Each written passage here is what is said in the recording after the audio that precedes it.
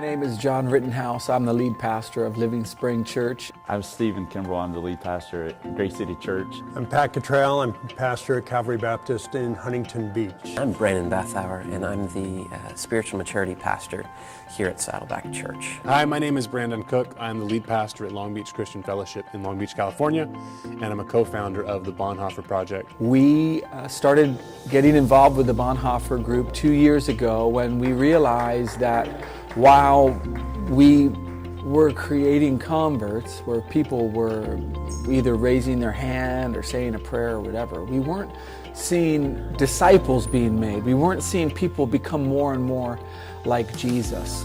When I became a follower of Christ, I got involved in some really good churches that really built the Great Commission into my life and the need to make disciples and how disciples make disciples.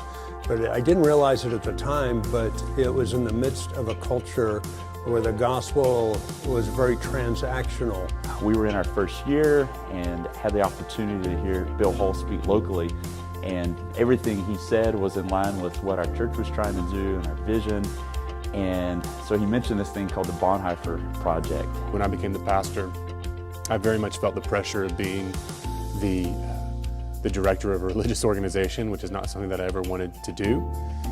But when, through my relationship with Bill Hull, discovering that I can focus on the development, the transformation of people's souls, that discipleship is about learning to live and love like Jesus, that changed everything.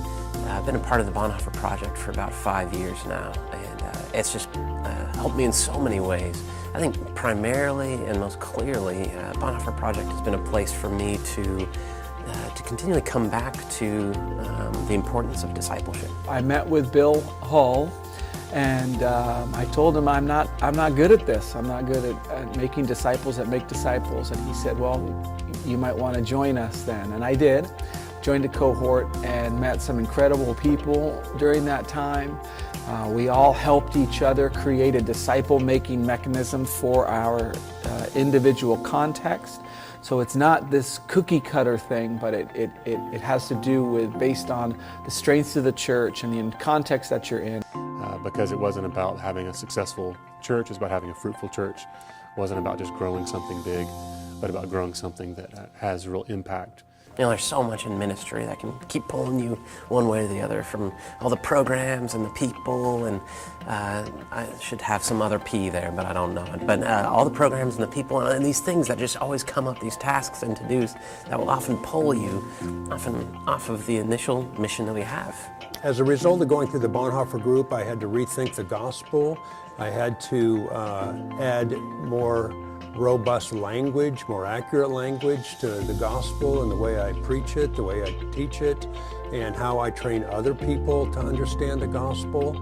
I also had to realize that this is a slow turn, that I couldn't expect any quick results from people, that it took a long time to build discipleship and making disciples into people. It didn't give me a program, it didn't give me a plug-and-play class. It enabled me to wrestle with what disciple making, what discipleship looked like in our church and in our context.